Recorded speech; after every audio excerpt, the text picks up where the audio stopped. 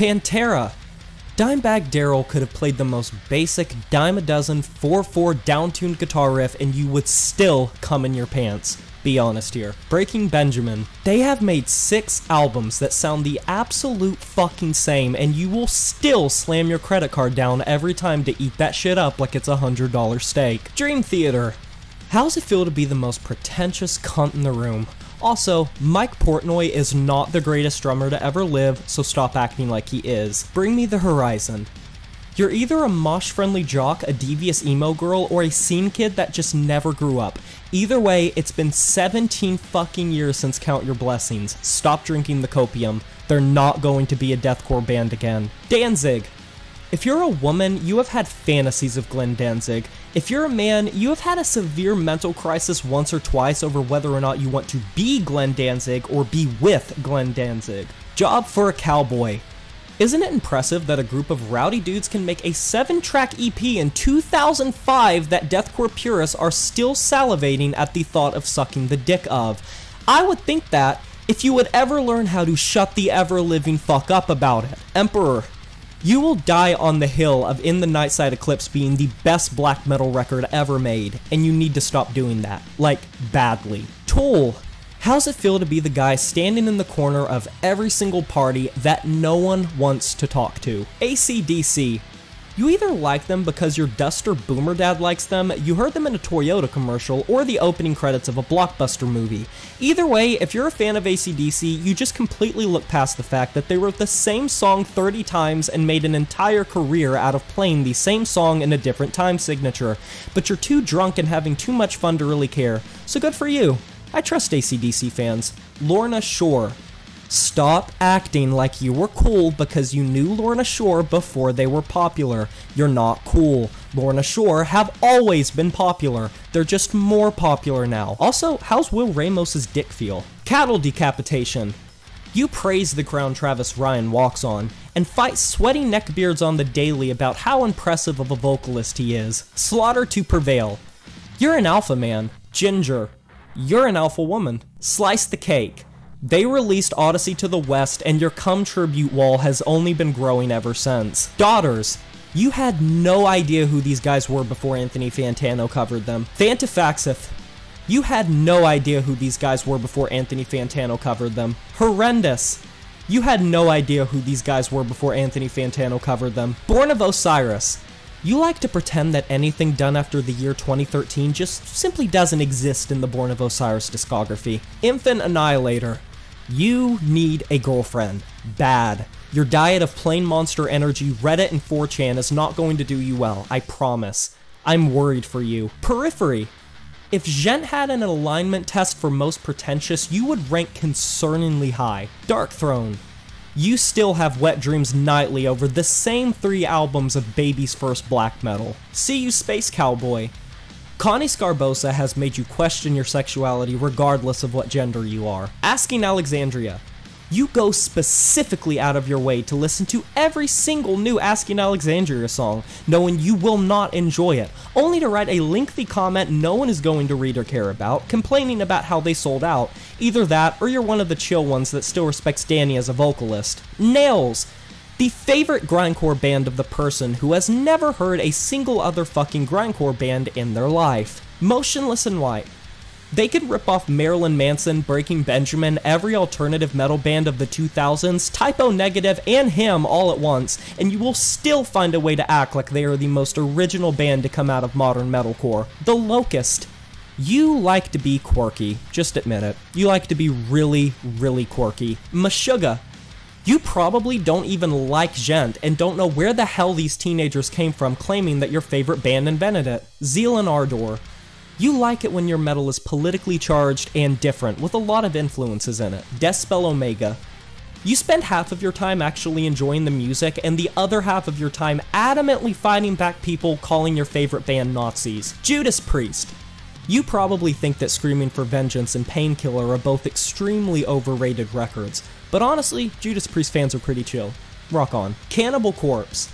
You're too busy headbanging to realize they've written the same album 15 fucking times. You also really want to go out for a beer with Corpse Grinder. Liturgy. You may not agree with Hunter Hunt Hendrix's beliefs, but you are downright fascinated by her. Plus, you love pissing off the hordes of sweat goblins that say they hate liturgy because it's popular. You also probably liked liturgy long before Anthony Fantano covered them, because you're more underground than people give you credit for. Death. You love starting civil wars and good positive fun with other Death fans of what the best Death album is. Portal. You like death metal, but you really want to feel special. Opeth. You're lucky because your favorite band can never decide what genre they want to be, so depending on your mood, you can listen to an entire run-through of the metal subgenres all in one band. Ghost. You pretend you don't see all the scandals, dramas, lineup changes, and background shit of Ghost because their music is too damn catchy to not listen to. Xasthur. You are the living embodiment of the I'm not like other guys or girls type of guy or girl. Napalm Death. You're segregated into one of the cattle cages, depending on which era of Napalm Death you enjoy. You also know that Barney Greenway is one of the best metal vocalists, even if people fight you about it. Dragon Force. You played Guitar Hero, didn't you? Amon Amarth. You like fantasy and get lost in the concept of bands. You also like themed music and specifically love the mythos of them and their concept albums. Summoning. You also like fantasy, but you specifically like The Lord of the Rings. You also play Dungeons & Dragons on the weekends. You probably also like Wyatt XM. Converge. You like your metalcore heavy and experimental. Burzum. If anyone disrespects Varg Vikernes, you turn into his attack pit bull and ravage their corpses until your Lord and Savior comes down and burns the corpse like the churches you hate. Arch Enemy.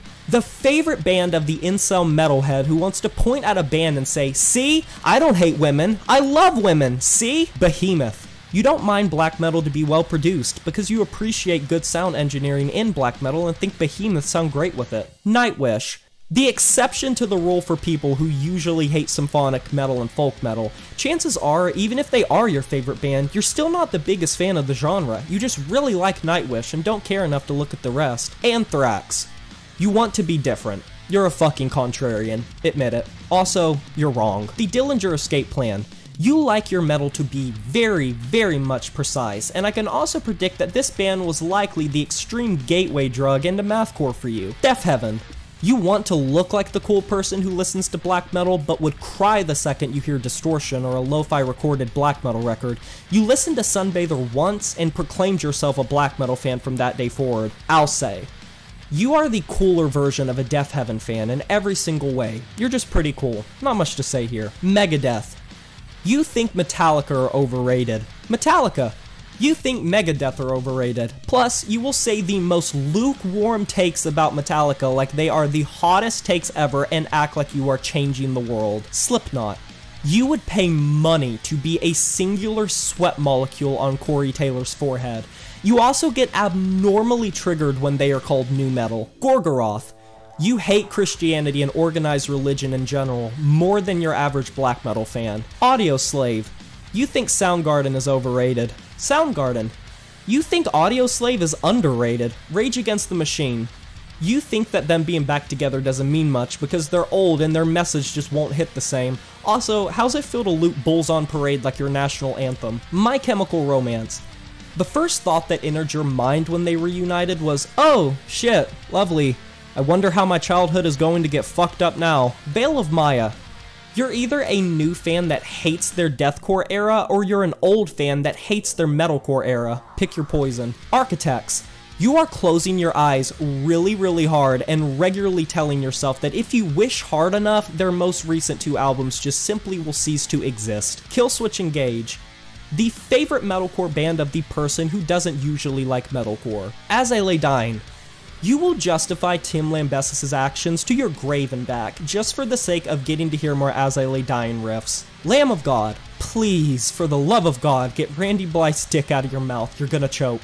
Also, please stop praising this band so much like they're not anything short of a poor man's dollar store Pantera. Thank you. Bathory. You think this band created black metal and detest Venom. Venom. You think this band created black metal and detest Bathory. Five Finger Death Punch. You like wife beaters and Bud Light, don't you? You're also either a veteran or someone that likes to sit back in a chair and pretend like you can sympathize with veterans while you're half stoned out of your mind. System of a Down. You like to pretend that you're different and edgy for liking one of the most popular heavy metal bands to ever exist. Korn. You really like to pretend that their dubstep era never existed. You're also stuck in the 1990s. 9 Inch Nails. Are you doing okay in there? You've been drawing on the walls a lot. There are empty pill bottles outside your door, and used needles, and I haven't seen a light on in a week. I'm worried about you. Slayer.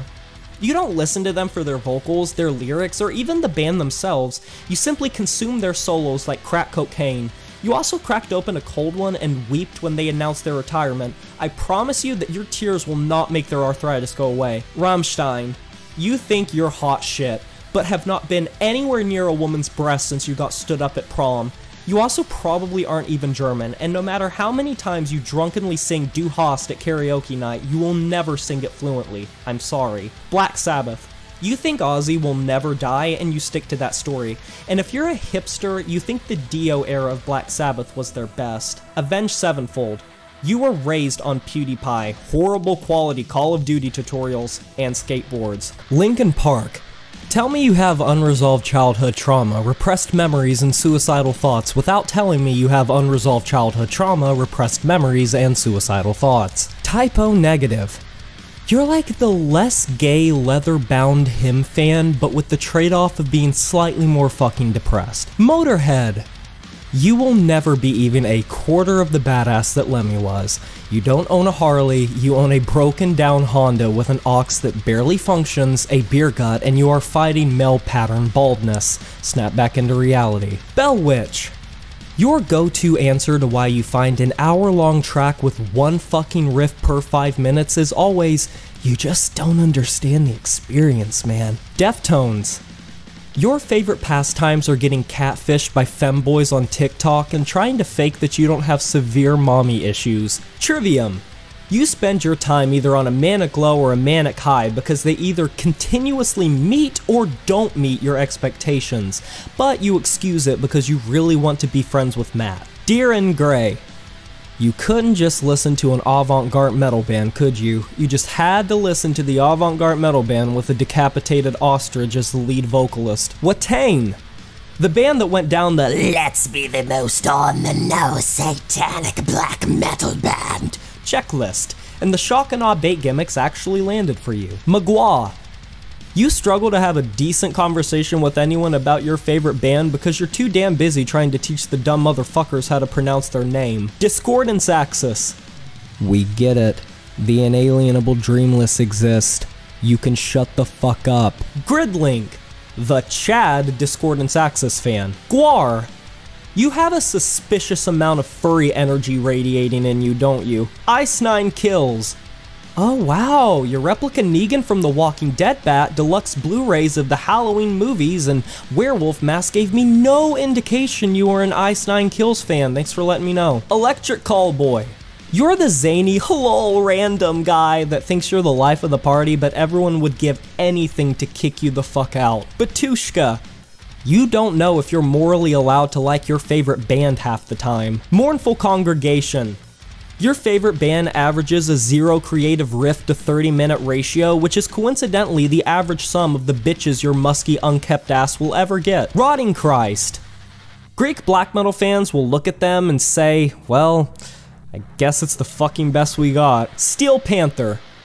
You're kind of meh about their music if you were being honest with yourself, but you just want the excuse to go to their live shows for the chance of seeing girls with their tits out. Amur. You hate the Acacia Strain. The Acacia Strain. You hate Amur. Children of Bodom. I must applaud you guys because you're impressive. You somehow picked your favorite band to be the one that sits at the unique crossroads of writing the most boring power metal and the most boring melodic death metal. Congratulations. Blind Guardian. You'd walk down the road blasting Blind Guardian in your ears, wishing you could go to a Renaissance fair, but your $9 to $5 Dollar General job and wife that screams at you just wouldn't take too kindly to it. I Prevail. I didn't know that A Day to Remember had a new name with the leftover piss molecules from Linkin Park. The Black Dahlia Murder. Fuck you guys for requesting this, I'm not roasting them too soon. Rest in peace to Trevor, not to mention the Black Dahlia Murder just made good music, I don't really think I could roast much about them. Brand of Sacrifice. Every time one of their breakdowns hit, you levitate into the air spontaneously like you're performing an ancient Hindu ritual. Worm Shepherd. Wow, Lorna Shore, but worse. Whitechapel. Whitechapel, the band designed for crowd killers that have an endless supply of gray tank tops and spacers that make their ears look like calamari, all designed for the type of person that thinks Phil Bozeman is the only deathcore vocalist with decent lows. Vector. You're too busy sunk in the melodramatic lore to realize you have the dick of knockoff Voivod dangerously down your throat. Aelstrom.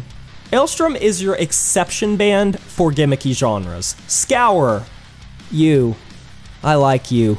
You like the good shit. Attila.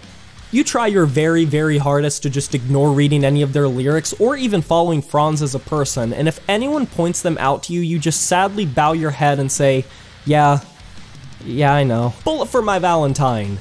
You literally can't win, I'm sorry. You're either defined by the cringiest scene-core emo anthems of the 2000s or the dime a dozen arena rock anthems they tried to stumble through writing in the 2010s. I feel for you. Baby metal. You are one of three things: the supposed connoisseur of Japanese culture despite your only knowledge being surface-level anime that you watched on Crunchyroll, someone that only likes them because of their Bring Me the Horizon feature, or you've had to suspiciously Google the ages of the members, and I don't want to ask about that. Pig Destroyer. If you are at work jamming them, you'd much rather click onto Pornhub to explain than explain to your boss any of their album covers. Kublai Khan, Texas. Now presenting everything you heard done better in the 90s metalcore scene, but now with shittier breakdowns. Sleep Token. You want to feel like you're special and creepy for liking the Faceless band, but you're as original as a Ghost fan and can't accept that your favorite band is the bastard stepchild of Deftones, Godspeed You Black Emperor, and Explosions in the Sky, minus any of the originality. Immolation. You are so passionate that you argue incessantly that your favorite band created some of the best death metal of the 90s and 2000s, even though you're arguing to a wall because no one is actually telling you that you're wrong. ISIS. You're thinking it, I'm thinking it. Let's just both agree to not say it and move on. Machine Head. You're the type that wants your groove metal and new metal to have some balls to it, and you don't fuck with most of the pussy shit that came out around the same time. Animals as leaders. You know for a fact Tosin Abasi gets a staggeringly larger number of bitches than you, but you're okay with it because he's Tosin fucking Abasi. Limp Bizkit. I don't know, man, between the broken elbow you got at the skate park, your main character complex, and the Beavis and Butthead reruns on in the living room, I can't tell if you're just wanting and begging to be the laughingstock of your friend group or if you really want to be Fred Durst. Between the Buried and Me. The true Between the Buried and Me fan knows Colors is overrated and Colors 2 is a massive letdown, and you likely go for more of a hipster pick in their discography. Currents. If you're not disassociating and having an out-of-body experience while listening to your metalcore, you're uninterested. Godflesh. My lord, you're the type of music listener that would toss around the term avant-garde without knowing what the fuck the term avant-garde actually means. Polyphia. You're too busy trying to solve Einstein's hardest equations in the fucking Fibonacci sequence to realize that your favorite band is all style and no substance. Wormrot. The favorite grindcore band of the pretentious grindcore listener that stays firm in their belief that no other grindcore band is worth their time, despite them sounding like if Gridlink and Pig Destroyer had a one-night stand and birthed a fucking love child thereafter. In Flames. Your favorite band is the ugly cousin of the Dark Tranquillity At the Gates In Flames trio. Not as influential, not as musically diverse, not as interesting thematically. You picked the fucked up cousin with the wart on her cheek, wilting skin, and a regressing hairline, and you felt fine with that. Crowless. You leave every new Crowless album saying, I have no fucking clue what I just heard, but I liked it. Testament. Anthrax. If they were actually capable of writing catchy riffs. Rivers of Nile. Now I have an idea. Opeth shall be repackaged into a deluxe pack and slapped with a tag on the box saying, now with saxophone on it. And you ate that shit up. Sun.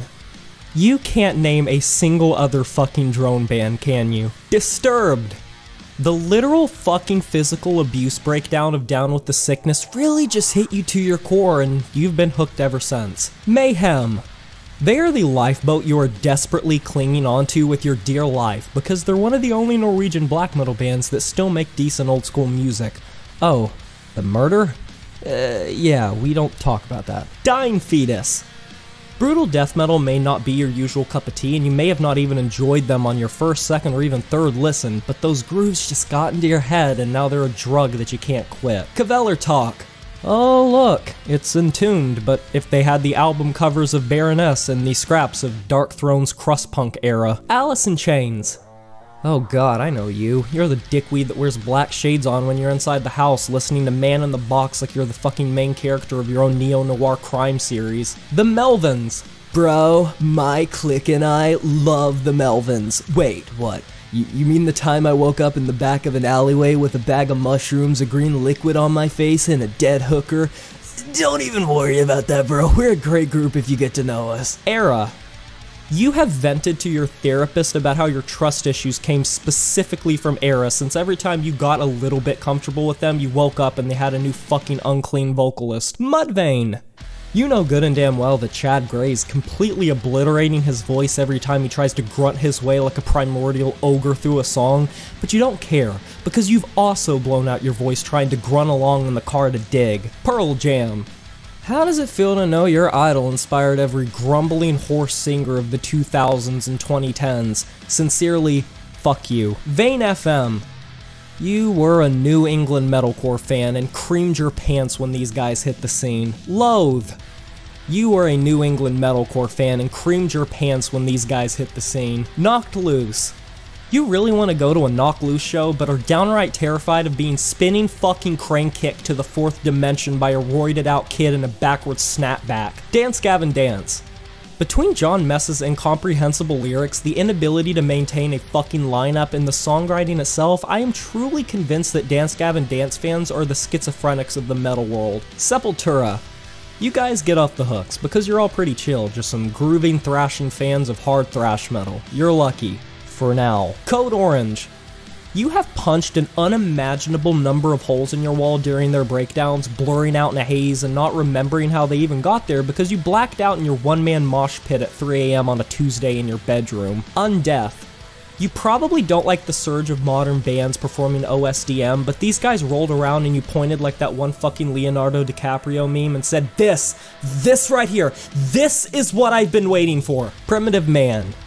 If your music doesn't feel like dropping a 4x4 cement block on your fucking ribcage while asphyxiating your own windpipe, you aren't interested. Twisted Sister. You're the same egocentric douchebag that will shit down the throat of genres like aliencore and porno grind existing because of their lyrical themes, but will gladly accept an entire genre built on men prancing around colored like the fucking Skittles flavors, with their hair frizzed out like Taylor Dane.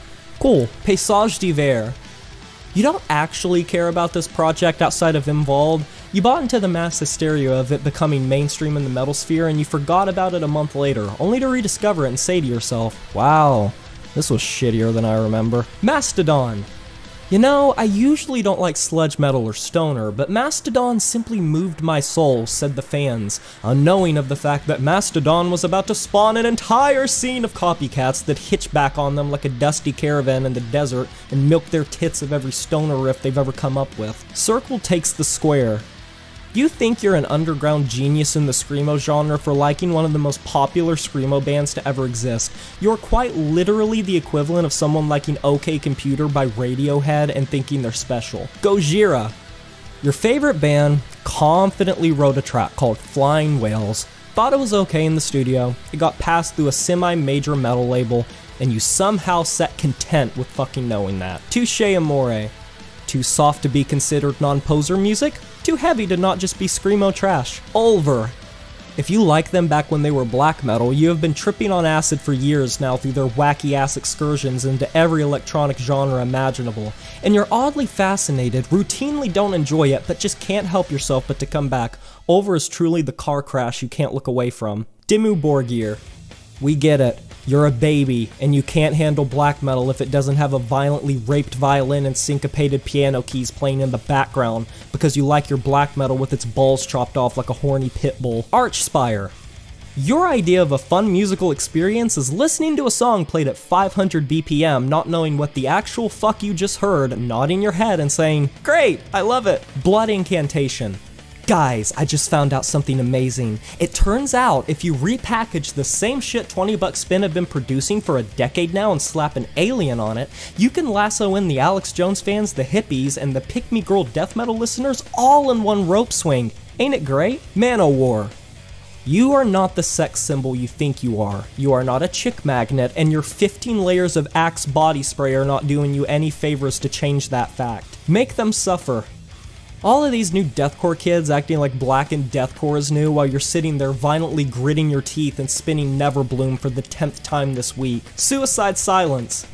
You would gladly give your life to bring Mitch Luckers back. Spiritbox. Okay, so there are two sides of the Spiritbox fan coin. You're either someone genuinely enjoying their creative choices and stylistic diversity and sonic influences, or alternatively, you're someone who has a severe dommy-mommy kink and go awooga every time Courtney LaPlante comes up on your screen. Merciful Fate. You have a surprisingly impressive way of convincing yourself that King Diamond is the edgiest, most demonic lead vocalist of any metal band to ever exist, in spite of him sounding like he is in the midst of taking a fully fledged hammer swing to his fucking nutsack when a musical note comes out of his poorly made corpse paint covered mouth. Skillet. The favorite rock band that listeners gaslight themselves into being metal all because their mother let them listen to 3 Days Grace, Red, and Skillet on the rides to their youth camp. Iron Maiden. You would walk down the aisle during marriage to the trooper, and would gladly ditch said wife that you married for a life-size cutout of Eddie to put in your front yard. Sleep. You really listened to Matt Pike do his best Black Sabbath impression, heard a bit more distortion, and said, yep, I choose this. Bad Omens. You adamantly defend Bad Omens not sounding like Bring Me the Horizon, but fail to ever give a single fucking actual valid reason as to why Bad Omens do not sound like Bring Me the Horizon. Carcass. I'm not obsessed, says the wayward Carcass fanboy with a looming bookshelf and 20 different vinyl pressings of Heartwork behind him. Sabaton. You're the type of person that still goes out in the forest, picks up the largest stick that you can find, and tries to roleplay by yourself in the woods as a knight by fighting against trees. Full of Hell. Isn't it incredible that 5, now 4 dudes from New England routinely come together to blow up a microwave, throw 15 forks into an active blender, and stick their dicks in electrical sockets, and you eat that shit up like it's musical innovation? Immortal! Your mental state unfortunately does not share a name with your favorite band. Avatar. Mom, can I listen to Tool now? No, little Jimmy. We already talked about this. We have Tool at home. Satyricon. I am so evil, true cult and part of the Norwegian black metal scene. Outcries the Satyricon fan, purchasing their records published on EMI, Sony, Roadrunner, Century Media, and Napalm Records. Vilsharta. Congratulations! You get a break from having to defend gent from being a real genre, because you're going to spend all of your time trying to teach people how to say this band's fucking name. Obituary. Riffs somehow tuned down even lower than your will to live. Tyr, the literal only piece of culture you will ever give a singular iota shit about from the Faroe Islands, and I guarantee you probably didn't even know that that was a country before you discovered this band. Papa Roach. You know that It's Not a Phase Mom phase that everyone goes through? Well, you never rose above that. In fact, you doubled down and pretty much stayed because the angst and edge never left your middle school years. Strapping young lad. Introducing Devin Townsend, the Mr. Clean poster child for the concept of if you say enough complicated big words and hold a really cool looking guitar, you will automatically be considered too talented to talk shit about. Falling in Reverse. So dude, what genre is your favorite metal band?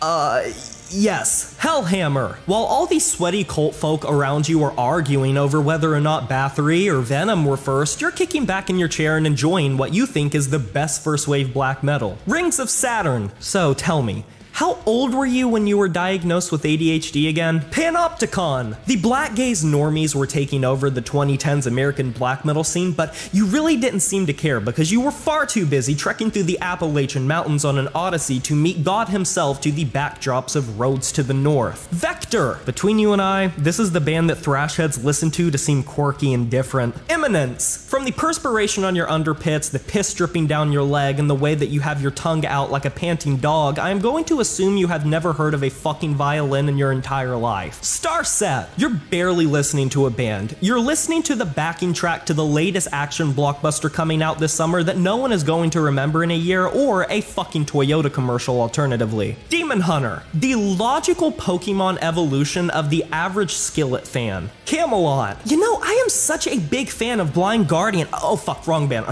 I meant to say Stradivarius. I'm sorry, my fucking notes, dude. So Hammerfall's music is, okay, let me flip through this. Come on, it has to be here. Okay, there we go.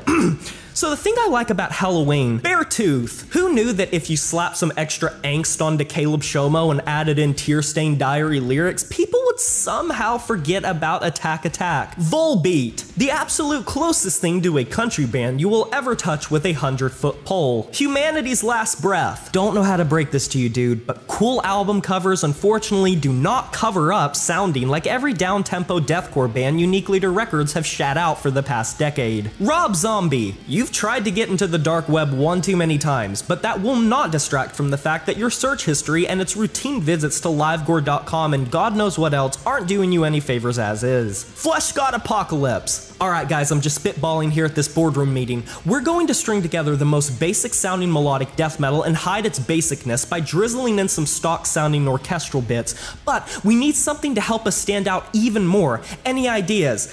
I got it! Yes, you guy in the back. Make all of your albums a fucking hour long! Despised Icon. I cannot physically imagine how shitty it must feel for your calling card that made your band unique to be blast beats in deathcore. The 2010s must have been a fucking rough time for you all. In this moment, you are so fucking used to the look of sheer disappointment hiding behind your friend's eyes when you show them your favorite band because they took one look at them and think they look like they're about to be the most evil, heaviest, most unique band on the planet, followed directly by the "oh, yeah" look and slow nod. Devourment. Back in my day, slam was heavy. It was brutal, it was buff, and it was gruff. And then all of the damn scene kids came around with snapbacks and monster cans and somehow still sell more records than we do. Abominable Putridity. Most likely the most overhyped slam metal band to ever fucking exist, who made one critically acclaimed album and somehow managed to make an entire legacy off the back of copying Devourment from top to bottom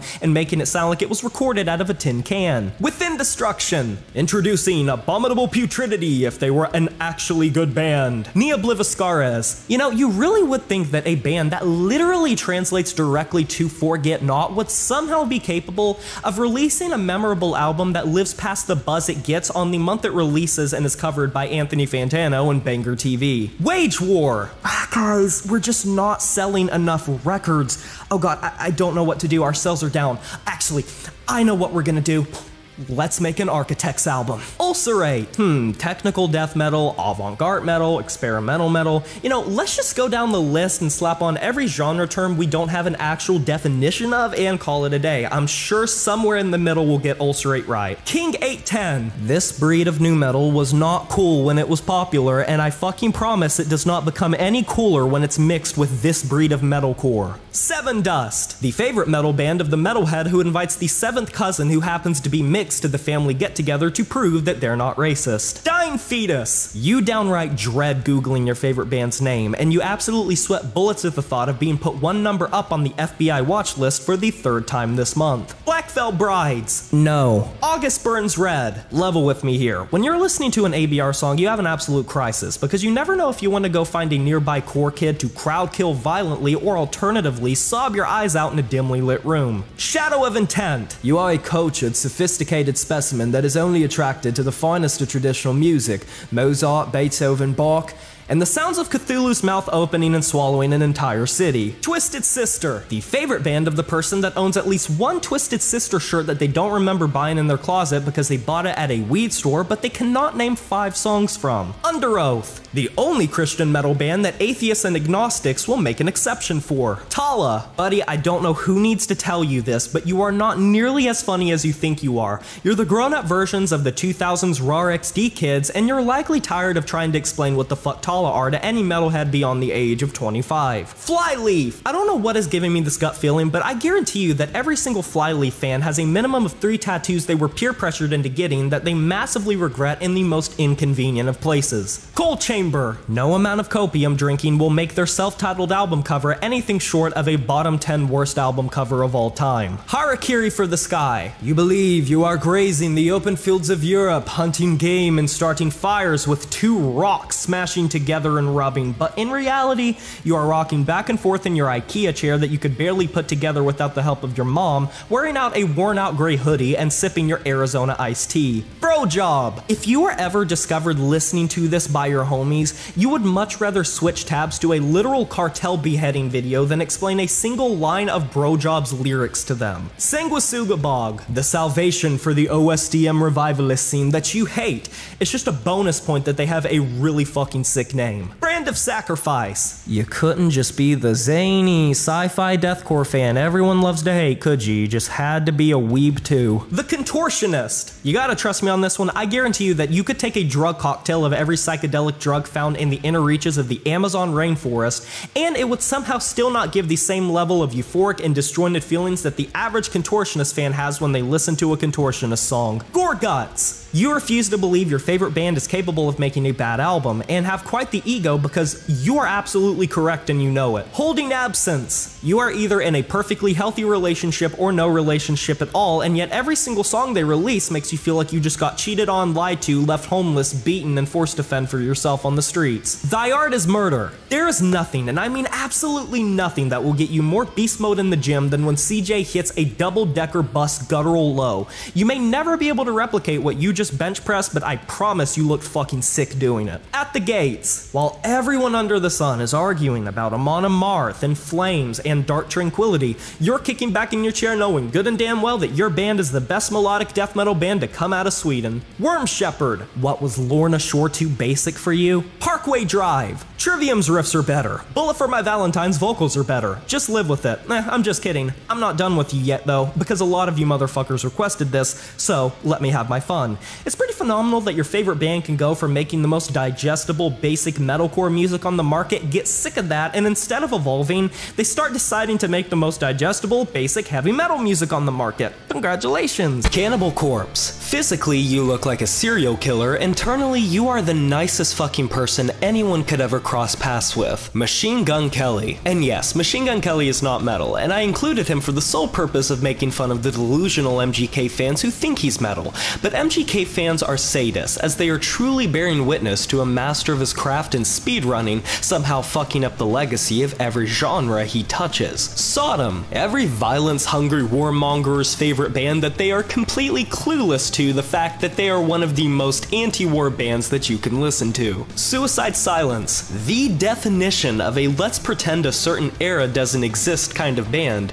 even when they try to serve deathcore fan service. Pantera. You feel incredible knowing that no one can talk shit about any of your favorite band's albums, and then you remember their glam metal stint. Burzum! Okay, there is no black and white here. You either worship Varg like he is the second coming of Jesus Christ himself, or you simply cannot be fucked to care about him. There is genuinely no in between. Bad Omens. You scoffed and valiantly fought back all the neckbeards and the legions of haters online that called them a Bring Me the Horizon ripoff, especially when they stopped sounding like a knockoff Bring Me the Horizon. But then they went on tour with Bring Me the Horizon, and you couldn't help but deeply sigh to yourself at the wars and battles that you had fought. Dimmu Borgir, the preeminent black metal band that non-black metal fans love and think is the peak of black metal, the salt and pepper, if you will, of the black metal diet. Linkin Park, it's time to fess up. You didn't appreciate One More Light until after Chester died, did you? And if you still don't appreciate it, you just feel incredibly guilty and bad that you don't appreciate it, and most of the time probably pretend that you appreciate it. Napalm Death. Okay, would you rather have one of the best grindcore bands of all time or one of the best death metal bands of all time? You lucky bastards get to pick one lane and fucking stay in it. All that remains. You'll be headbanging your neck off 1 second and starting a one-man mosh pit in your bedroom, whirlwinding around like a fucking helicopter, but next thing you know, you're sobbing under a table, reminiscing about losing a friend that you never had. Attila. Introducing Attila, the Limp Bizkit of metalcore. So much so that anytime fans hear the 100th diss on Franz or Attila as a band, you tell them that they're late to the party, because because believe me, no one disses on Attila more than a diehard Attila fan. Hollywood Undead, I'm sorry, but no amount of attempts to prove me wrong will convince me that you didn't get hella bullied in high school. Era, you just could not choose between the atmospheric progressive metalcore bands or the hard-hitting intense progressive metalcore bands, so you found your nice little own Goldilocks zone. Bathory, the first black metal band to you. Venom, the first black metal band to you. Merciful Fate, the first real black metal band to you. This is kind of an unpopular opinion, and I'm just gonna be honest, I fully disagree with you. Behemoth, if you're one of those black metal fans who like to defend a band not being anti-Christian and violent in the literal way, good fucking luck with this one. The Ghost Inside, you are just simply legally not allowed to criticize the percussion, which is fine since somehow it found a way to get better post-bus crash. Bring Me the Horizon, pre-Jordan Fish. Bring Me the Horizon are so immature. They're way too childish and edgy. I hate this emo garbage. Jordan Fish era. Bring Me the Horizon are too mainstream. What is this electronic bullshit? I miss the old stuff. Post Jordan Fish. Bring Me the Horizon are going to be so basic and boring now. I miss Sempiternal already. Breaking Benjamin. Dude, did you hear that new song by Breaking Benjamin? Red Cold River? No. You're thinking of Diary of Jane. No, dude, that's absolutely psycho. Are you stupid? That's I Will Not Bow. Oh, okay, genuinely. Okay, tone it down for a second. I think we need to turn it on to Tourniquet. But then again, So Cold is better. I'm kidding. It was Angel's Fall the entire time. Sleep Token. Sleep Token, the band who somehow poured the worst and most basic influences from every basic genre into a witch's cauldron, stirred it around and wrapped it up in Louis Capaldi in a black mask.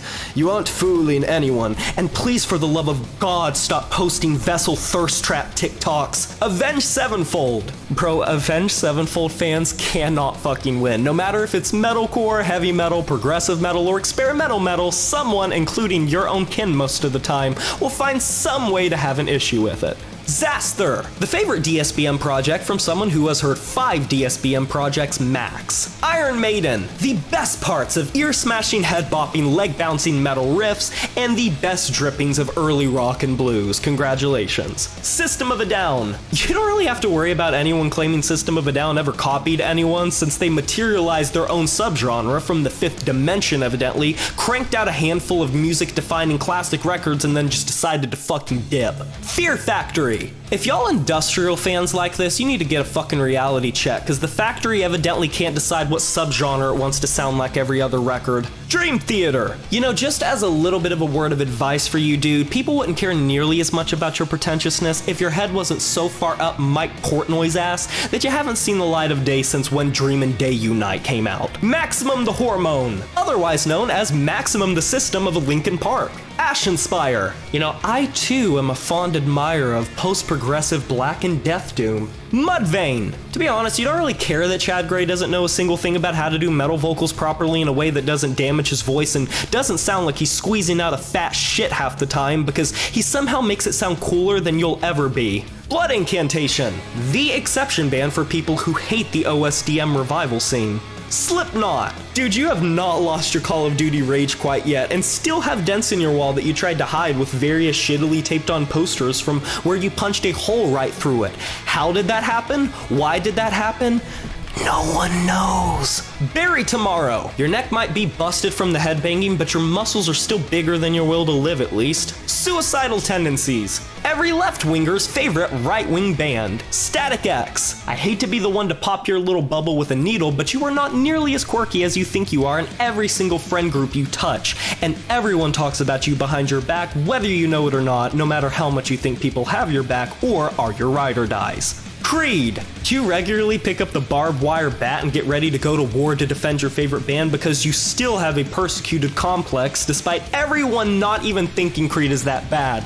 It isn't 2008, they aren't Nickelback, and you are perfectly fine, I promise. Motionless in White. The creators of the cringiest and most rapey sounding metal songs of the modern era, and yet still somehow aren't as creepy as Marilyn Manson, but it's okay, now they decided to become Motionless in Breaking Benjamin. Jaluka. Every closeted Skrillex fanboy and fangirl feels so vindicated now that they're allowed to like dubstep. Under Oath. Too emo to be considered real metal, too heavy to be considered true emo. You can't win. Darkthrone. It truly is crazy to me that so much hatred and angst can be bottled up within pretty much two dudes that simply decided to spend their entire lives being pissed off at the world, and I respect it. 3 Days Grace. Between the middle fingers at your ceiling, the fringe haircut era, the dramatic anime AMVs, and the Halo montages, you can't listen to 1X without triggering PTSD flashbacks.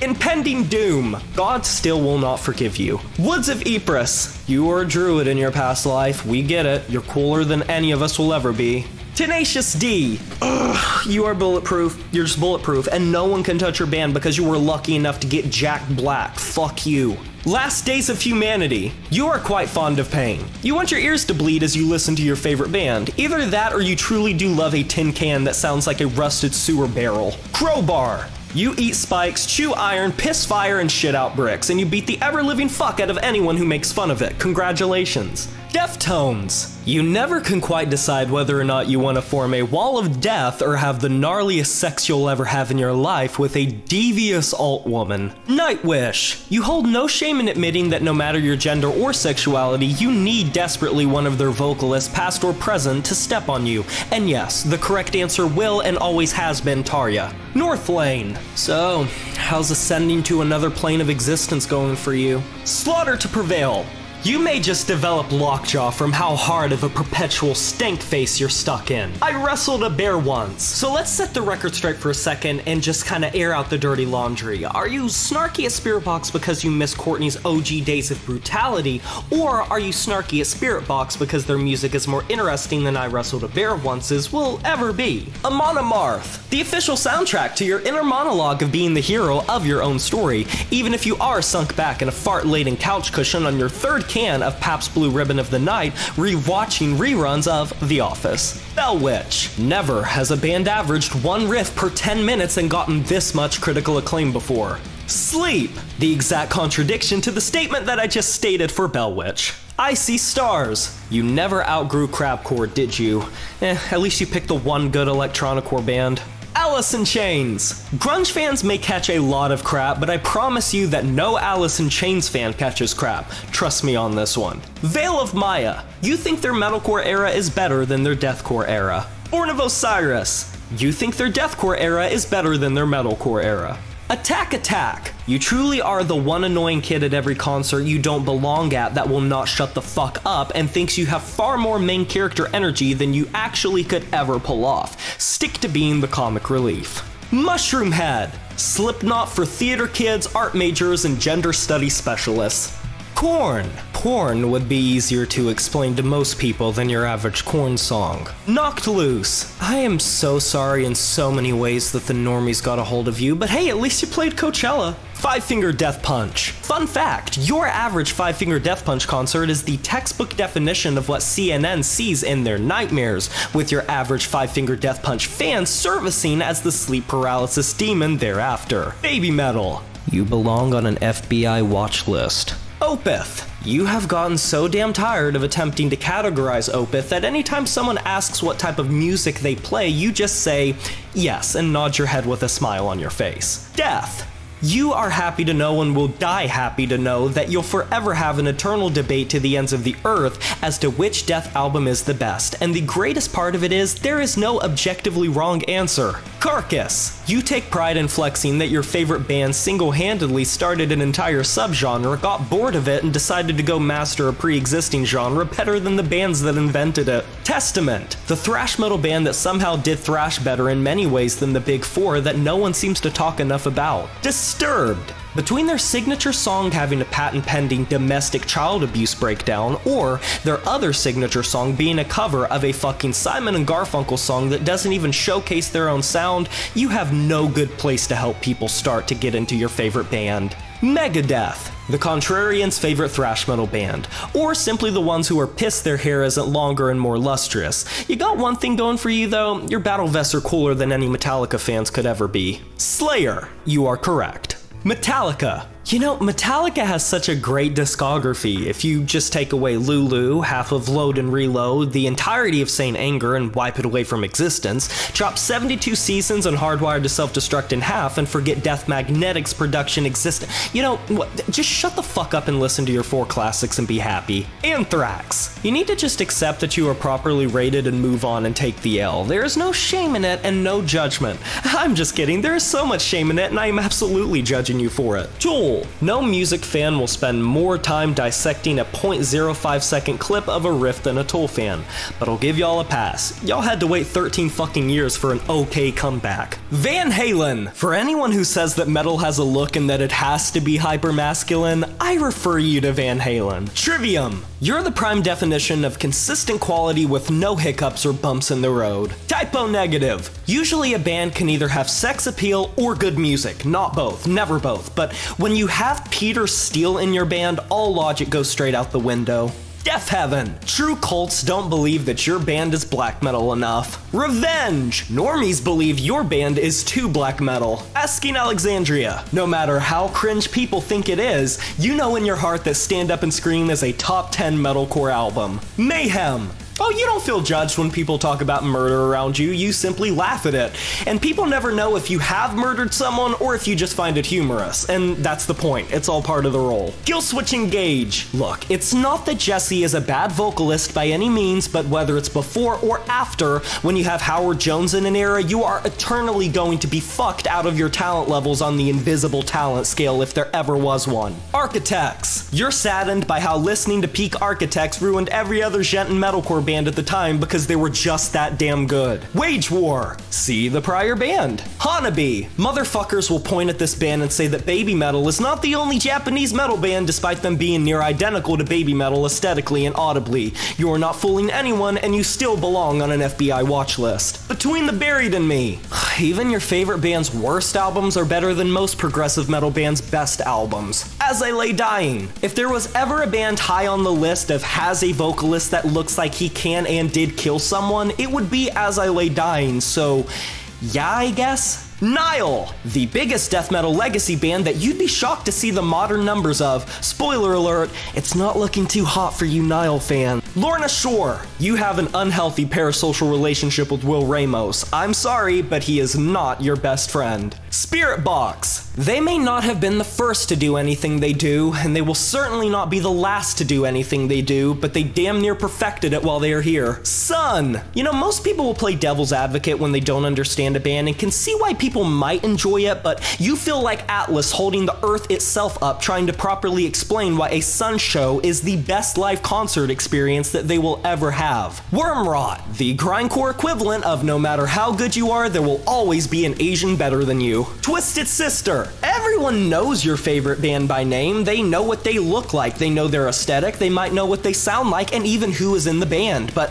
I promise you that they could not name a single song by them if you held a gun to their family's heads. See you, Space Cowboy, hardcore punk for all the queer kids. Tala, you never outgrew your RAR XD phase, did you? Black Sabbath. If you say you love the Ozzy era the most, you're labeled as basic. If you say you love the Tony Martin era, you're labeled a contrarian. And if you say you love the Dio era the most, you're labeled a hipster. You can't fucking win. Sepultura. Y'all thought you couldn't get a vocalist as badass as Max Cavalera, and then you just sat back in your chair and let out a deep sigh like, well, fuck my life. Job for a Cowboy. You know they're one of deathcore's best, and while fans of other bands usually get pissy when their favorite band changes their sound, you'll give it a pass because they pulled a Carcass and decided to master something else entirely. Attack Attack. Fatherless behavior, abandonment issues, and an attitude problem, the sugar, spice, and everything nice of the average Attack Attack fan. Swallow the Sun. You couldn't decide if you wanted a great clean band or a gnarly hard band, so you got the best of both worlds. Sabaton. The closest you've ever got to a real war is a Renaissance fair with the costume that you bought off of Amazon, or alternatively, a tour of Gettysburg you went on as a a kid. Stop fucking playing with me. Earth Crisis. Somehow the top-ranked vegan band to have riffs this meaty. Dystopia. Dystopia, the band repping fuck the world, everything sucks, we're bad humans, we're all going to die, this earth is cursed. But please come to our shows and support us and buy our merch. Iron Maiden. When Eddie isn't recognized, you have a serious issue with taking it so personally it's like your firstborn was insulted. Make them suffer. You adore deathcore, but deep down,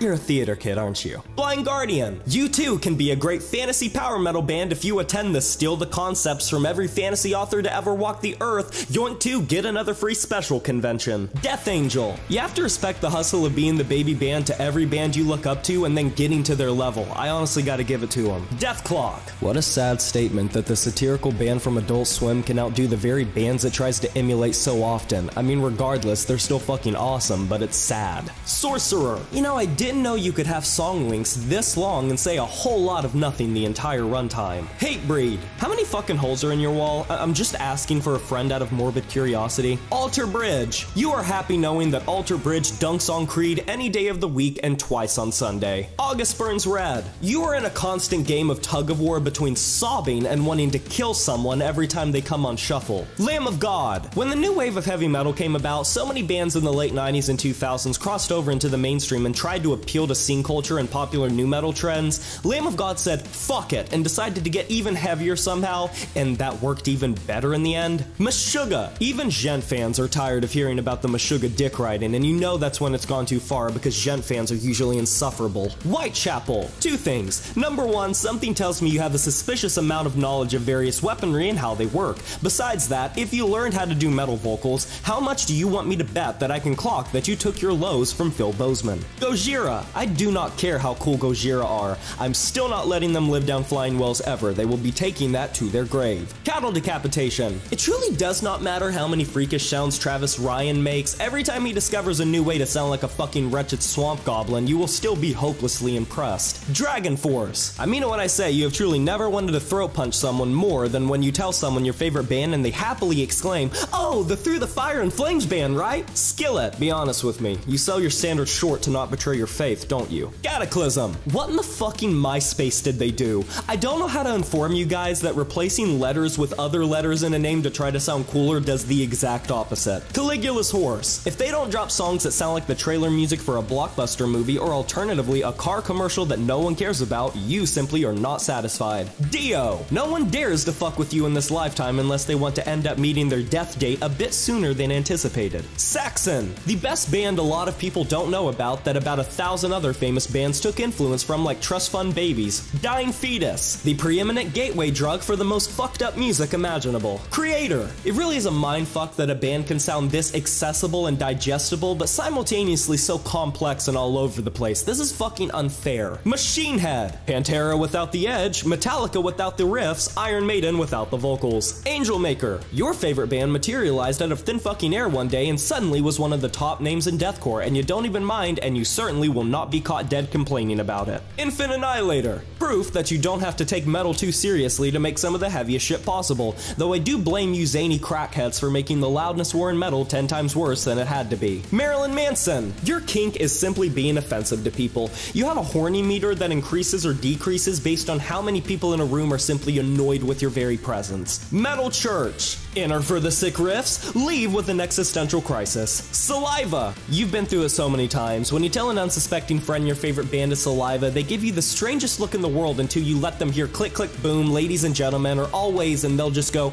"Oh, those guys." I mean, you can't talk much crap when you rep WWE. Children of Bodom. Oh boy, Finland, one of the best kept secrets of black metal and death metal and even grindcore and heavy metal, and yet these are the jokers that you want to represent you guys. You're lucky you have Alexi, because you'd be dead fucking meat if you didn't. Sonata Arctica. Queen, but take away the charisma of Freddie Mercury and add more camp than Crystal Lake. Motorhead. Motorheads have no middle ground. Either you look like a Sons of Anarchy background character, or you've never touched a wrench in your fucking life. No in between. Era. It doesn't matter how big they get, you will always think that they're underrated. 200 Stab Wounds. You don't like much of the new school death metal bands, but god do you love these dudes. Candlemass. You don't have to worry about your band being outdone. Not only did they literally invent their genre, they still lock the fuck in whenever they want to make music. Either that or the rest of the field just really suck dick. Don't think too hard on that one. Avatar, The Last Cheese Bender. POD, White Boy Rage, the band. Bullet for My Valentine. I'm really deeply sorry for your guys' loss. Your band went from being the bosses of metalcore to one of the most boring excuses for a modern metal band that you possibly could be. Vilcharta, you know that they are Gent's best kept secret. Paysage d'Hiver. Please stop it. You're not the lead character of an Edgar Allan Poe novella. Stradivarius. For being named after one of the finest and most rare one-of-a-kind instruments ever made, I'm perplexed by how they came out the other side making the most dime a dozen power metal you'll ever hear in your life. Cradle of Filth. Congratulations for having your favorite band be a group of Brits that diluted the production, intensity, and edge of black metal into something that resembles baby formula, and it somehow managed to do well. I guess we all can't be that cool. Within the Ruins. The #1 music breed that makes you feel like you have a galaxy brain as big as Einstein himself. At the Gates, you like the classics. In Flames, you're easy to please. Dark Tranquility, I love you and you are correct. Stained, you pack more beef with the world than a Walmart frozen section. Judas Priest, bear with me for a second here. Imagine making Screaming for Vengeance and knowing damn well you aren't getting outdone ever, then proceeding to make Painkiller and topping it all, and then all the way in 2018 making Firepower. Judas Priest fans have always had the joys of never knowing when they're going to suddenly bust out a record that just tops everything they've ever done somehow. They have aged like fine fucking wine. Periphery, no amount of convincing will make me understand how Hail Stan isn't the corniest thing a Gent band has ever done. My Dying Bride. Only My Dying Bride can somehow take two of the best metal genres and combine them into something that is the most boring traits of both. 9 Inch Nails. I don't know if I should commend you for being into something this freaky and experimental, or refer you to a suicide hotline. Primus, the musical equivalent of a square peg trying to fit in a round hole. Rob Zombie. If you ever state Rob Zombie's your favorite artist, you'll raise some eyebrows and garner some slow nods. I'm so sorry that all your best friends think you have the propensity to become a mass murderer. Powerwolf. Powerwolf literally said, let's just take everything power metal usually looks like, sings about, and aesthetically embodies, and try to do the exact opposite. The metaphorical nuh-uh of power metal. Bolt Thrower. The Anthrax of death metal has been called underrated and forgotten so much that they went full circle to being over-talked about. Sometimes things are rated properly and you need to sit your asses down, folks. Manowar. I will give a single pass to elitists who say that metal is too soft nowadays, but my only requirement is that the elitist has to like Manowar, or else you have zero room to talk. Sorry, I don't write the news, I just report it. Sevendust. No, I don't care if you grew up right now or in the skater era of nu metal or not. This does not mean you get the N-word pass. Elstrom. It's not hard to say that Elstrom's your favorite pirate metal band when they're the only pirate metal band. And yes, I know they aren't the only one, but let me ask you this. Can you name 5 for me? Ice Nine Kills. I didn't think it was humanly possible to frame horror in this cringy of a way. Electric Callboy. It's a stereotype that metalheads truly do not care what the fuck people think about them. Electric Callboy fans live that shit. Orbit Culture. You know, coming from an Orbit Culture listener, I've tried desperately to find something bad to say about you guys, but I swear to God you're just too damn good. Every song is a soundtrack for you coming out of a portal like fucking Thanos and preparing to wreak havoc on everything and everyone who dares to look at you the wrong way. Plus, no one can say melodic death metal isn't good when you have Orbit Culture just casually existing. Gwar. Good luck explaining this one to your grandparents.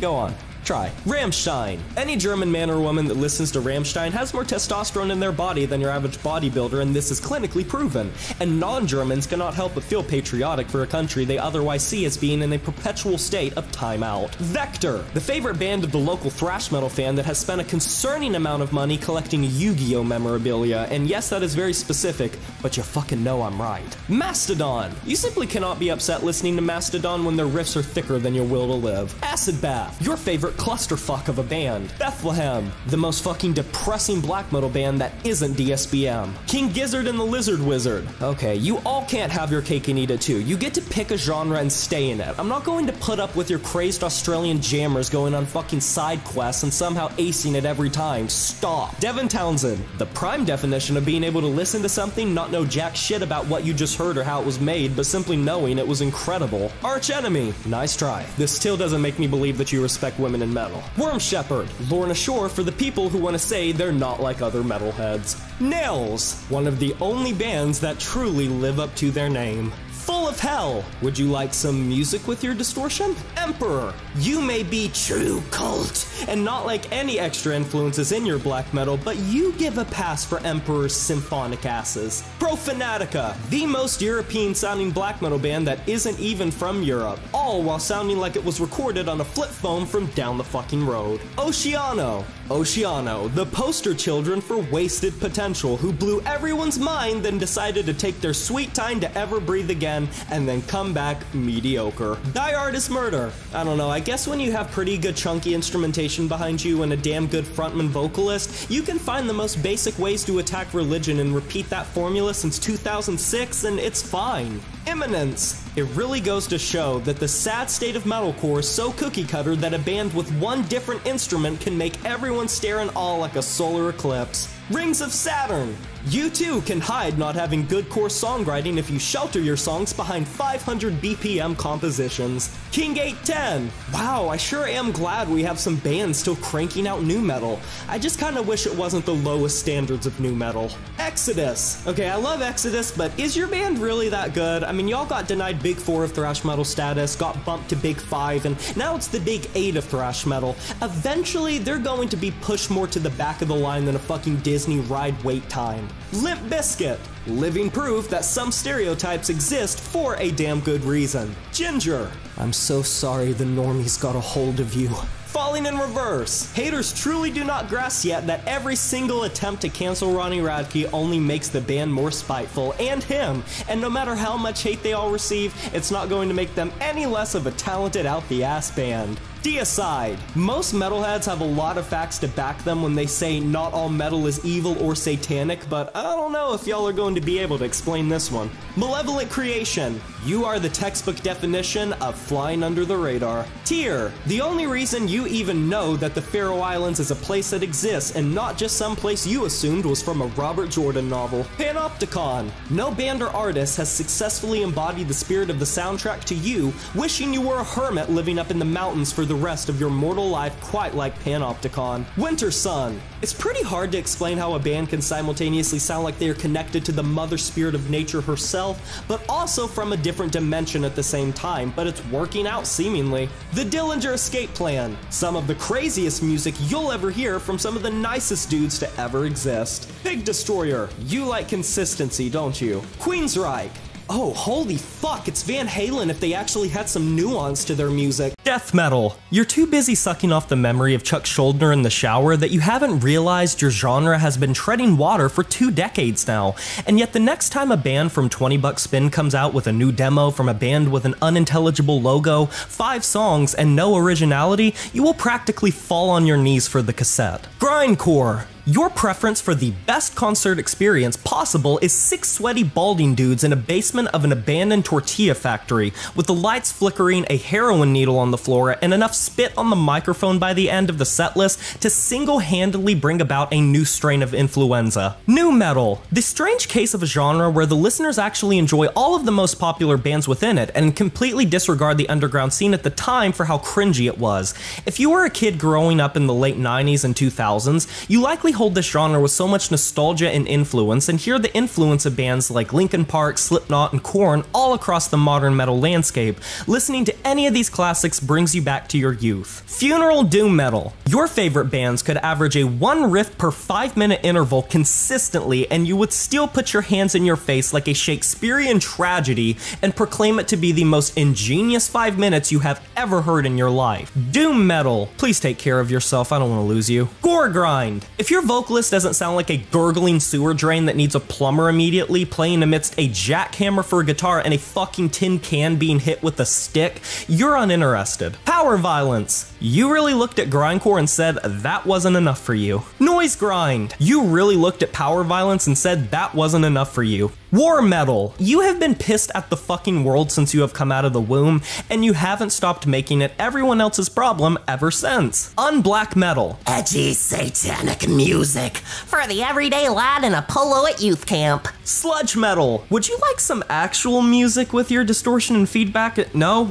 Okay. Power metal. Honestly, some of the chillest fans in the entire metal community. I'm dead serious. Power metal fans are some of the coolest people to hang out with, and they usually don't take themselves or their genre too seriously. Black metal. Between the outsider culture, the church burnings, the literal murders, the flock of neo-Nazis, and much, much more, you barely have time to listen to the music.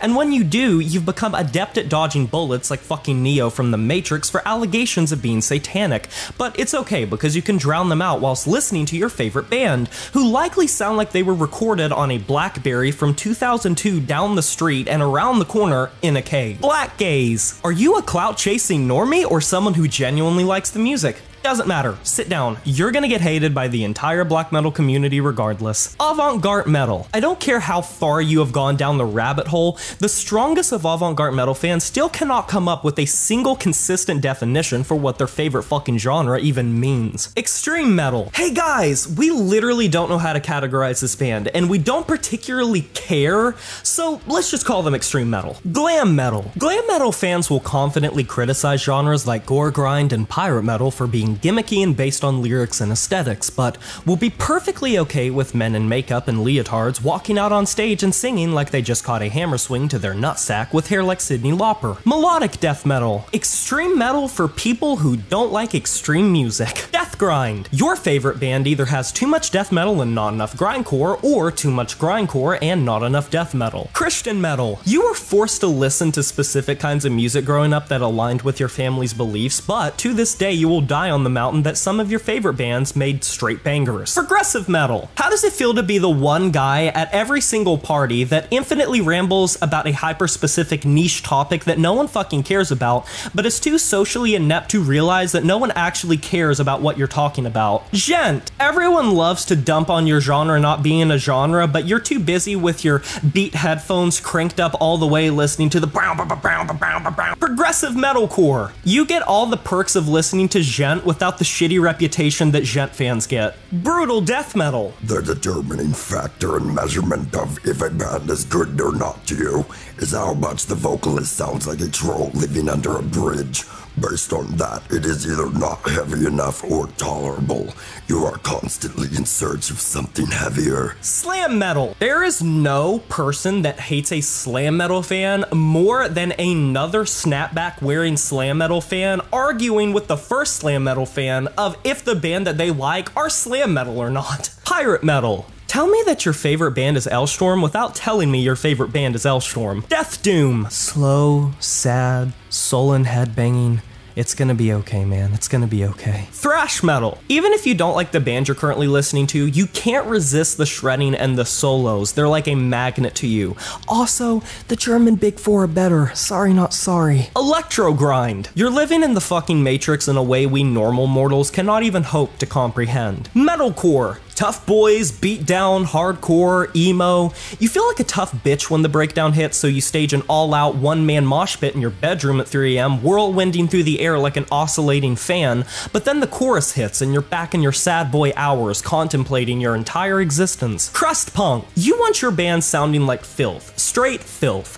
Hypothetically speaking, the more a crust punk album sounds like it came out of a dumpster filled with sewer rats, the better. Black and death metal. You are in a constant war of bands either having too much black metal and not enough death metal, or vice versa, and you are still seeking the perfect balance. Symphonic metal. You wish you were born in the 1300s with how you play out your imaginative scenarios of saving princesses in distress and whisking them off to your castle. Deathcore. You still kinda have the persecuted complex of the 2000s and 2010s despite no one literally hating your genre anymore. You're either a lover of the purest early Suicide Silence and Whitechapel approach, or you also enjoy how the genre has expanded to include so many different influences. Either way, your genre is in a pretty good place, but according to the community, your genre isn't metal. Sorry. Alternative metal. Not heavy enough to not be a poser to your metal friends that are more extreme than you, not soft enough to be appealing to your friends who listen to Taylor Swift. Groove metal. No matter how many times a band plays the same chugging basic dime a dozen riff, you will never get sick of the stank face you get when it finally hits. Speed metal. Whiskey, big beards, and punk attitudes. Speed metal fans are the perfect blend of chill and respectful, but also aggressive. Also, if you ever meet a speed metal fan, I guarantee you they will have a vest with a vast array of patches and can tell you every single story of how they got them. NSBM. Who hurt you as a child? Melodic metalcore. If you aren't sobbing by the end of a breakdown, you aren't living. Industrial metal. You had a bird shit on your head once, and ever since then you've been living your tragic anime main character arc every time you listen to Nine Inch Nails. Rap metal. Woo! Revolution! Fuck the police! Vegans forever! Capitalism sucks! Together, we're going to change the world! Said the average Rage Against the Machine fan, sinking lower into their sofa crease with a bag of Frito-Lays at their side, scrolling on their iPhone made in a sweatshop. Electronicore. The one genre the vast majority of metalcore fans are happy disappeared. Post-metal. Whether you're high as a cloud or completely sober, one way or another you are coming out of your favorite album reaching a higher level of enlightenment and disassociation. Funk metal. Tell me your favorite instrument is the bass without telling me your favorite instrument is the bass. Symphonic black metal. Symphonic black metal fans are the equivalent of people who need sprinkles on their ice cream for it to be digestible. Viking metal. You're cool, and from the sheer amount of testosterone in you, man or woman alike, I genuinely would not want to fuck with you because I would fear for my life if I said anything bad, so I'm going to move on. New metalcore. How does it feel being the combination of the two genres metalheads despise? Folk metal. You're either a druidic nomad living out your pagan traditions in the Highlands of Scotland, or you're alternatively a Dungeons & Dragons fan who has a scarily large collection of novelty cosplay swords sitting beside your limited edition Lord of the Rings books. Gothic metal. You wanna get let in on a secret?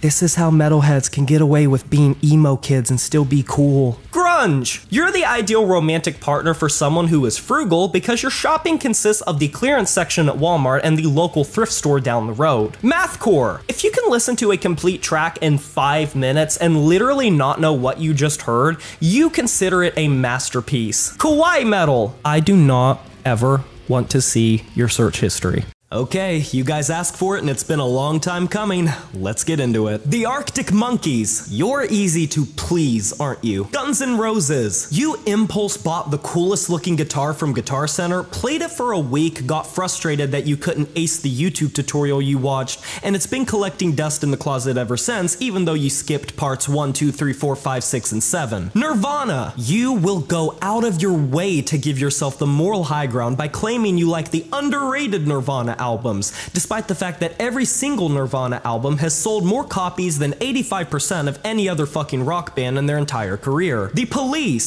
somehow the band that would be ranked at #1 on the registry of songs that groomers would enjoy, and no one really thinks too hard on that one, but you probably should. AC/DC, you don't care that they have written the same song for 5 decades straight, because you're far too drunk off your ass and unbothered to even care, because you're having too damn good of a time to say no. The Beatles, your victim complex is so obscene that you can't stop screaming about how the Beatles are disrespected. They're the best rock band of all time to the faces of people saying, okay, I don't disagree, dude. Rush. Rush literally sucked the dick of Yes, looked at the entire British prog scene and said, hey, we can do it too, but even better, and no one batted a fucking eye. The White Stripes. You don't care how basic of a guitarist Jack White is. You will still eat his riffs up like they're the greatest and most innovative sound pieces your brittle edgy ass will ever hear. The Strokes. Okay, so here's the list, guys. So we need Lou Reed minus the creativity, Pearl Jam minus the riffs, punk music minus the attitude, and new wave minus the aesthetic, and you got yourself the Strokes, ladies and gentlemen. 9 Inch Nails. No amount of gaslighting is ever going to convince anyone you are not at least a tad bit fucked up in the head.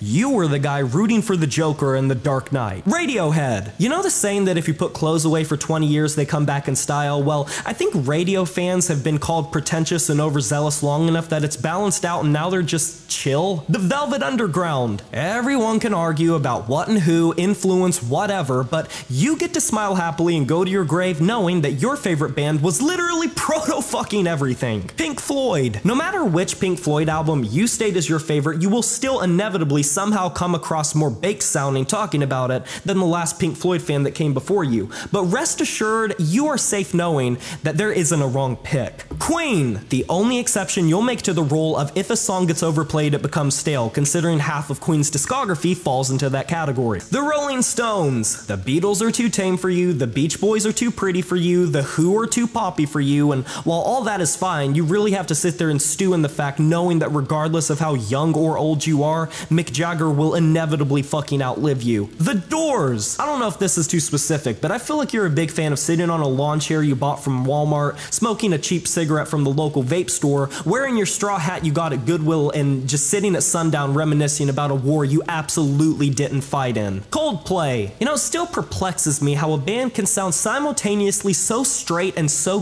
gay at the same time. Limp Bizkit. Don't do it, dude. Don't fuck with the Limp Bizkit fans, because if you say one bad thing about Fred Durst on an obscure form no one knows about, you will inevitably hear banging on your door only to find a Batcap wearing dude with a dent in his head from the monster cans he shoved into it, about to beat the ever-living shit out of you with his skateboard lined with "fuck bitches get money" stickers on it. His name's probably Trent too. Hi Trent. Creed, the exception band for diehard atheists. I see you. The Killers. You cannot begin to physically comprehend, nor even relate, dare I say, to how much this band means to diehard fans of them if you were not born between the years of 1995 and 2008. You're just gonna have to trust me on this one. Talking Heads. You are 100% the guy at the party that no one wants to talk to and everyone goes out of their way to stay the fuck away from. I guarantee it. Journey. You are the main character of your story and you're not gonna let anyone tell you otherwise. Weezer. It doesn't matter how toxic, abusive, gross, disgusting, perverted, and downright creepy you were to your girlfriend, you will always blame the failed relationship on her. My Chemical Romance. You have more tattoos than your average person, and I'm not talking about the kind that you get from a tattoo parlor. Aerosmith. Steven Tyler can consistently hit notes that are only achievable by a human male if you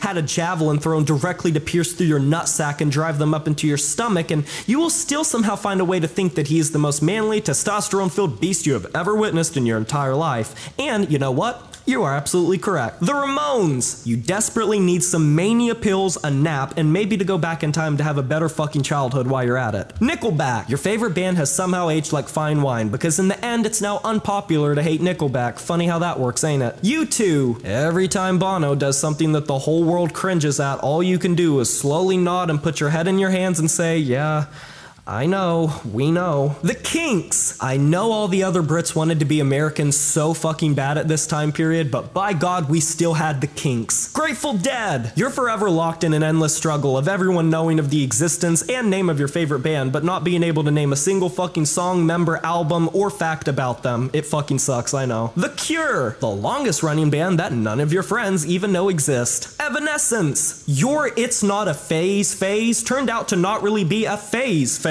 Green Day. Hey guys, it turns out that if you take all of the power and frenzy and rebellious nature out of punk music and replace it with thicker eyeliner and angst and edge you could cut a hole in your finger with, you have a winning formula for the masses. The Sex Pistols. You are so happy knowing that your favorite band influenced more bands in the span of nearly 3 years than the vast majority of punk bands could even fucking wish for in their entire career. Blink-182. It doesn't even matter to you that the vast majority of their biggest and best written songs have basic annoying song structure still, because let's be real here, you absolutely came in your pants at the announcement of their reunion, and Travis Barker carries this band on his fucking back when he's not carrying subpar rappers on his back already. Fall Out Boy. Most emo and pop punk bands have 1, 2, maybe 3 if we're stretching it singles at their peak that really popped with people, but somehow Fall Out Boy managed to churn out banger after banger after fucking banger until they decided to just become slightly above average Imagine Dragons in their old age. Lynyrd Skynyrd. I know what all of you are waiting for me to say,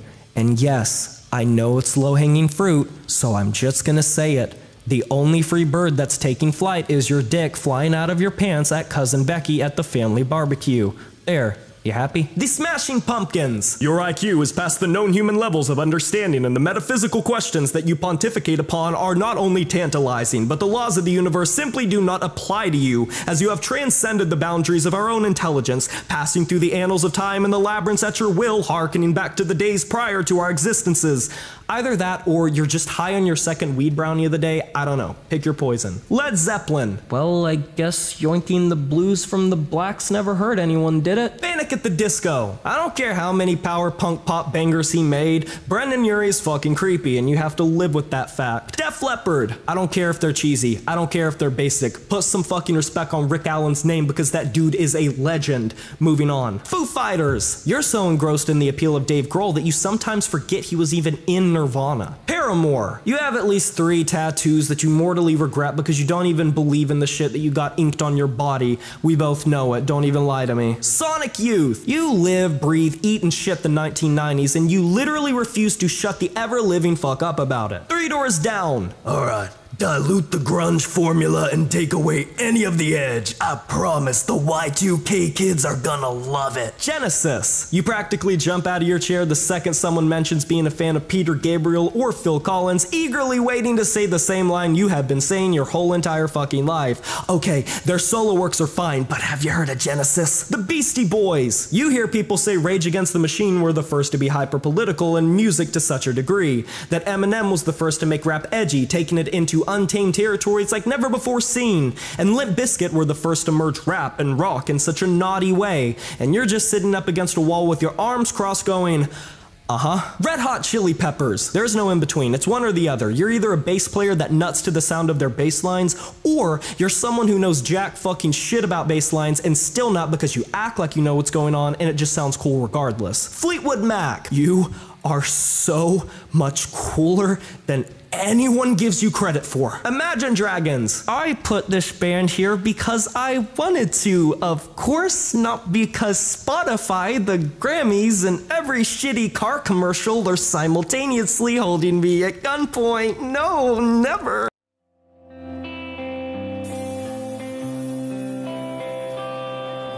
Black Veil Brides. I genuinely mean it from the bottom of my heart that if the members of Black Veil Brides looked like ass, their fan base would get chopped in at least half or over. Panic at the Disco. People don't quite understand that routinely trying to get you to dislike Brendon Urie for his antics and allegations is always going to be useless. It's not that you don't believe them, you absolutely do. What they don't understand is you wanted said things to happen to you instead. Plus, with his voice, it's the Michael Jackson effect. Dude could have become a serial killer and Panic fans would have forgave him. Mayday Parade. Proof that catchy riffs can carry you literally anywhere if you really try your hardest, no matter how mediocre of a band you actually are. Hawthorne Heights. You know more about barcodes than a Walmart receipt printer machine, and I'm leaving it at that. Alisana. Real emo bitches know that the emptiness is the Hamilton of the entire genre. If you know, you know, and if you don't, you're probably very confused right now. Anberlin. You are holding on for dear life to this band to be the only living example that emo can have a singular grain of swagger left over and bad boy demeanor, even if it's just left in shreds. Taking Back Sunday. You all have no excuse for being horrendously bullied when you confidently listen to a fucking song named Cute without the E. Come on, you couldn't have done fucking better than that. Weezer. Weezer is sincerely from the bottom of my heart a case study, and I mean that. They're the only band that can somehow start off as a meme, people miss the point entirely and take them seriously, and then come to the fact and realize they're a meme and appreciate them for that. Then somehow end up having such a heavy resurgence that an entirely new fucked up group of basement dwellers take them incredibly serious again. Weezer fans scare me, and if there was a single band on this list I would not want to get into an argument with a fan of, it's hands down Weezer. All Time Low. Okay, you guys aren't gonna like this and I'm going to promptly run away as fast as I can after saying this, but All Time Low is a poor man's Fall Out Boy, even down to the shitty pop rock rebrand, and they still did even that worse. Bye, 30 Seconds to Mars. I can't even make it. This is music for the crowd of people that say I'm going to become Joker from the movie Joker joked at this. My fucking god. Sleeping with Sirens. You are permanently stuck in the mindset of being the dark, broody, misunderstood main character of a one season and then canceled CW teen drama constantly. Pianos Become the Teeth. The favorite band of any chronic overthinker, and this is clinically proven because I said it was. Seosin. Era if they were an emo band. Seosin fans, listen to Era if you like metal. Era fans, listen to Seosin if you like emo and post-hardcore. You are both welcome. The Red Jumpsuit Apparatus. You were more traumatized than your average emo fan, weren't you? 21 Pilots. The prime definition of few good emo bands coming out of this era combined with old emo bands making generic pop rock now, so that this is all we're left with, and we point at it and just lump it in with everything because it's at least better than the drought we've been going through. Pierce the Veil. You simply cannot be fucked to care how much King for a Day gets overplayed. Cute is what we aim for. Introducing Everything Wrong with MySpace, the band. Senses fail. You know, I truly thought Jimmy Eat World were annoying enough, but somehow we had a band who took them and tried to turn it post-hardcore, and the results are exactly what you might think they would be. Lost Prophets? They're still your fucking favorite. They were even your favorite band to begin with. One OK Rock, the #1 culprit of cannot write a song that doesn't radiate I am not like other girls. or alternatively I am Batman and Gotham needs me. energy. Empire. Post-metal and atmosphere fans that love emo music are clinging to this band for dear life. Eyes Set to Kill. You know, their first album blew them up into success because of the intrigue of them, and Lord have mercy did it all go fucking downhill from there. A Day to Remember. You know, this shit is such a shame because of how elitist metalcore fans detest and just seize to claim A Day to Remember, and so many emo fans say they're too heavy to be emo is hilarious because it's like A Day to Remember crossed over into like 4 different communities and movements and none of them want them. From first to last, you are so tired of seeing Sonny Moore being given the monkey being put on display in a steel cage at a zoo treatment when every normie points like Leonardo DiCaprio proclaiming, "Oh my god, that's Skrillex! Did you know that's Skrillex? Guys, that's Skrillex!" Falling in reverse. Look, before Ronnie went full Tom McDonald metalcore in recent memory and went on his villain arc that no one asked him to fucking go on and tripped on NF acid, you were already fighting the battle for how poorly their entire back catalog aged. No excuses, be honest. How much is nostalgia and how much of it is good music? I'll leave you with that one. Escape the Fate. Funnily enough, to contrast the previous entry, the only good era of Escape the Fate was Ronnie's Fight Me. Newfound Glory. I mean, you know, I'll give him this. Writing catchy songs about the trials of growing up is a very emo thing, and it's honestly pretty endearing and cute, and they wrote it in a pretty admirable way until they almost reach their fucking 50s and it starts to lose a little bit of its magic. American Football. Emo might be all about getting in your feels, but if My Chem can fuck up an entire generation with a singular G note, let's just say that American Football can make someone have a complete 3-hour inner monologue of their entire childhood with one riff. Trust me on this one. Alexis on Fire. The middle ground of the dividing line between scene emo kids and hardcore screamo fans and metalcore fans. Flyleaf. For any girl that listened to Peak Flyleaf, I promise you that Lacey Sturm did not personally know you, and for any boys, I can confirm that you would not want a girlfriend like Lacey Sturm. City of Caterpillar. Welcome, kid, to the musical equivalent of a manic bipolar episode every single track. Can I interest you in one? Captain Jazz. How you gonna inspire scary kids scaring kids' name and then proceed to get outdone by them, man? Shit's sad. Coheed and Cambria. No, wait, this isn't right. You aren't allowed to break the rules like this. Emo bands are supposed to be cool. Story of the Year. Still some of the best emo screams in any band of this era, and somehow still an incredibly slept on band, but I also don't entirely blame people since their production consistently towed the line of produced enough to sound like an industry plant, but raw enough to feel like you accidentally stepped foot in the high school band talent show, and it's phenomenal that they somehow managed both. Dashboard Confessional. Emo fans were bullied horrendously at the peak of it, yet every Dashboard fan was the dark and mysterious character that everyone truly wondered what they were pontificating about. I don't know how y'all got the aura of the deep philosopher of the group, but congratulations, I guess. The Used. The emo band that somehow radiates a concerning amount of Smashing Pumpkins if they laid a bit off the theater kid and laid more into the I'm going to put you in my suicide note and blame this all on you energy. Plain White T's. Dear fucking Lord up above, the Plain White T's were one of my least favorite fucking bands from this era. Their dreary, minimalistic bullcrap put me to sleep, and I don't know how anyone liked them. Under Oath. Christians are like fuck yes, agnostics do not give a singular shit, and atheists don't mind because when you write music this fire, you just have to go with it. My Chemical Romance. At least 9/11 gave y'all one good thing. Look it up. Metro Station. I have fought for years desperately to block this band out of my brain at all cost, and if you had done so yourself, I sincerely apologize for reminding you, and you are absolutely entitled to financial compensation. The Killers, the crossover band that you can forever flex about, considering how fucking sick it is to say you wrote 2 of the most well-known and beloved emo anthems despite not even being an emo band. The All-American Rejects. I fully believe that if the term and culture existed around it back then, this would have been one of the favorite bands of the Reddit incels. Sunny Day Real Estate. State. Oh man, how much of a pain in the dick it must have been to be a moody, broody band in the 1990s and still only have the 7th best-selling album on Sub Pop, not even at the time, but all the way to 2008. I mean, congratulations, but damn, that must suck. Paramore. You wanted a bit more edge in you and didn't want to feel as girly pop as Avril Lavigne, so red-haired Avril Lavigne with some punkism would have to settle, but I do give y'all a pass since they came back and somehow were low-key better than most of their original output. Jimmy Eat World. I do not care how big their numbers were. Jim Adkins, whether in his prime or not, has always had the vocal presence of a rusted doorknob. Rites of Spring.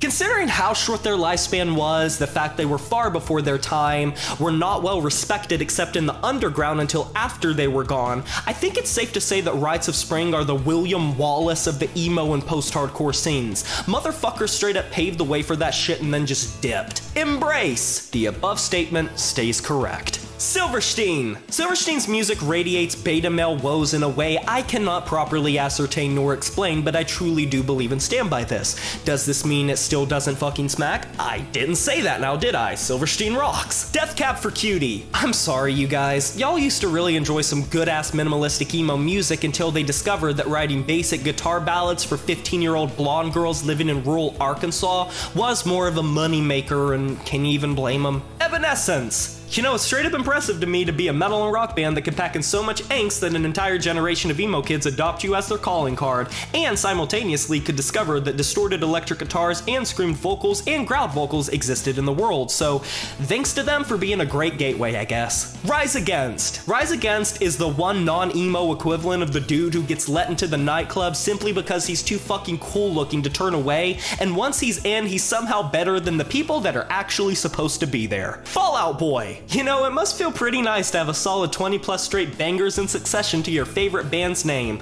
but you still aren't over the resentment you felt at pop listeners when they crossed over into the mainstream. Drive Like Jehu. It must feel good that your favorite band dropped 2 records before this genre even took its form, and both have still borderline been yet to be outdone. Linkin Park. I mean, I gotta give it to you, transcending your entire genre to be lumped in with emo is hilarious, since where does it leave Linkin Park fans that were left on the fringe? I mean, if emo was entirely defined by being misunderstood, and Linkin Park's early material was entirely about being misunderstood and an outcast, I don't really know where it leaves them. If 1 trillion people end up feeling heard, does that mean we all went full circle and aren't even misunderstood anymore? Thank you guys so much for watching this video. If you enjoyed it, drop a like, share it around, and subscribe if you're new here to join the review family. I would love to have you here, and comment down below your favorite emo band, your favorite installment here, as well as what you would like to see in the future. I would love to hear it. But until then, thank you guys so much for watching. I'll talk to you guys next time. You know who it is. My name is Jay Morris, and I'm signing off saying farewell.